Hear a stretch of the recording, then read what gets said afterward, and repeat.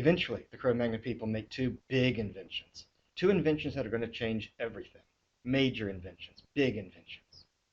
The first of these inventions, if we understand how Cro-Magnon societies were organized, and I think on this topic we're on pretty safe ground. I mean, everything we're talking about with prehistoric people is an educated guess, all right?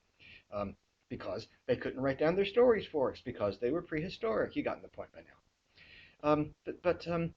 The first of these inventions, if we understand how they organize themselves, probably invented by a man. Now again, we don't know, but just picture it that way. Okay, play along with me. It at least helps to picture it that way, I think. Well, one day there's a guy, and he goes out into the woods, and he's hunting. And out in the woods, he finds a wolf pup abandoned by its mother for whatever reason. And he chases down the wolf pup, grabs it, brings it back to the cave. Well, everybody in the cave says, "All right, wolf pup stew for dinner tonight." But the guy says, "Nope, nope, nope. Look, wait, I got an idea. I got an idea. We're going to play a practical joke on the pup. We're going to play a prank on it. We're going to bring the pup into the cave. We're going to raise it. And when it grows up, it's going to think he's one of us." Everybody rolls their eyes and says, "Are you kidding me? That's a pretty elaborate prank to play on the pup."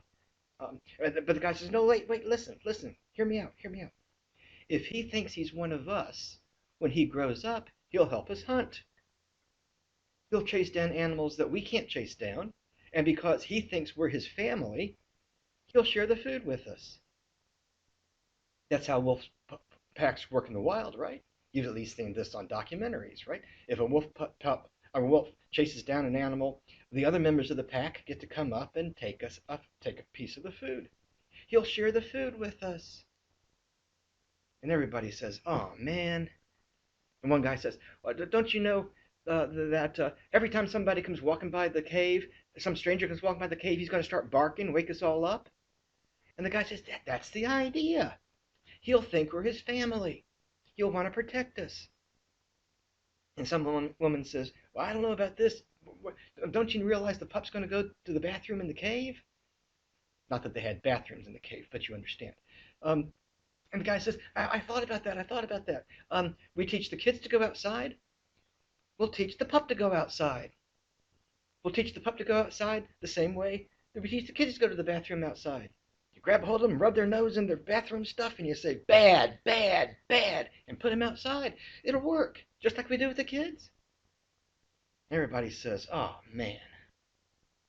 But, after all, we are Cro-Magnon people. We are inventive and creative and open to new ideas. So uh, we'll give it 2 weeks. And if it doesn't seem to work, it's going to be wolf pup stew.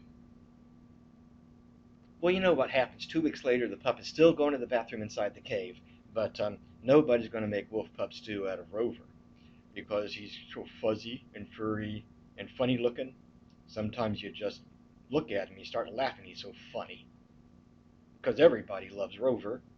And well, along the way, somebody ends up adopting somebody, and you figure out the rest of the story. And this is a big invention. Domesticated animals. And by the way, it really worked with dogs. If you don't know dogs, then what I'm going to tell you sounds absolutely crazy. But if you know dogs, you know what I'm saying is true. Dogs really do think they're one of us. They really do think that we're their family. Um, we really pulled one over on the dogs. There are all kinds of examples about this. Of this, dogs will chase wolves away from human habitation. Okay, the dog sees a wolf on their property. They don't say, "Oh, you're a dog." Dogs know they're different from wolves. Okay, and they don't belong to them. Wolves prefer raw meat because that's what meat's supposed to taste like. Dogs prefer cooked meat because that's what humans eat. Okay? That's the kind of meat they're used to. Um, they really do think they're one of us. Okay, and it worked. It worked in a big way with dogs. It didn't work so well with the cats. Cats have never thought they were one of us.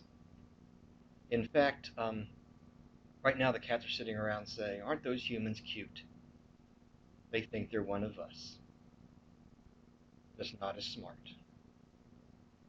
But the dogs know that they're not as bright as we are. They're happy with it. It's okay. Dogs don't sit around depressed that they're so stupid. They're fine with it. Anyway, enough about them. But once this idea catches on, and the evidence in most parts of the world where we find Cro-Magnon, this development happening, um, the dogs are the first of the domesticated animals to be found.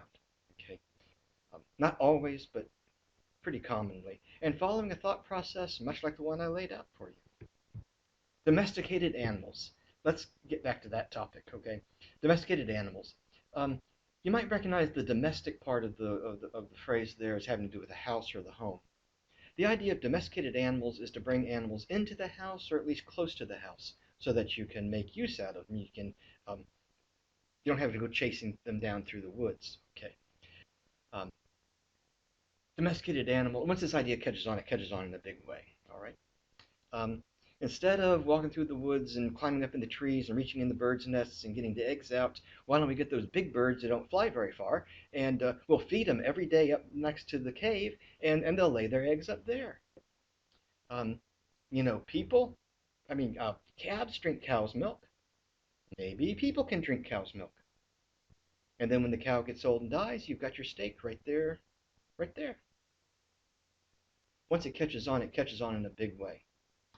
Um, the next of these big inventions, these two inventions that change everything. If we understand how Cro-Magnon societies worked, and again, this is all an educated guess, and you can picture it a different way if you want to. But the second of these inventions, probably invented by a woman. I mean, again, I know we don't know, but probably invented by a woman, or at least it kind of makes sense to picture it this way. Here's this woman.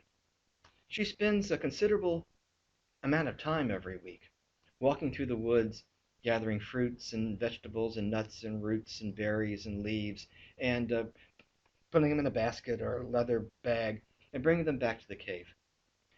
She's providing the other half of the cave's of her family's um, nutritional needs. Okay, the men are out hunting, getting the protein, and the women are out getting the carbohydrates, the vegetables and the fruits and the roots and the berries and the nuts and the leaves and all that kind of stuff to supplement the protein in the diet. You know what I'm talking about. But she's been doing this a big part of her life. Big part of time every week is spent walking through the woods, collecting these vegetables. Um, Maybe her earliest memories is walking next to her mother while her mother walked through the woods and taught her. Now the leaves on this plant are good. They're healthy. The leaves, the fruit on this plant, make sure you know what this looks like. Never eat those. They're very dangerous. Never eat those. But the roots are good. The roots of this plant are good, but never eat the berries. Maybe she's got her own daughter with her today, as we're trying to picture it in our minds. Okay. Well,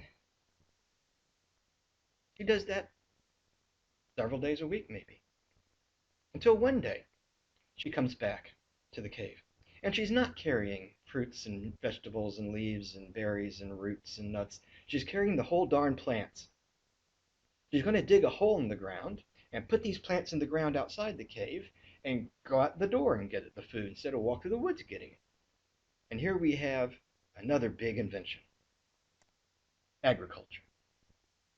Technically horticulture, but a lot of historians don't know much about agriculture. Technically horticulture, growing vegetables, beans in the field. Okay, that's what we're talking about. Domesticated animals and agriculture, beans in the field. And these two inventions change everything.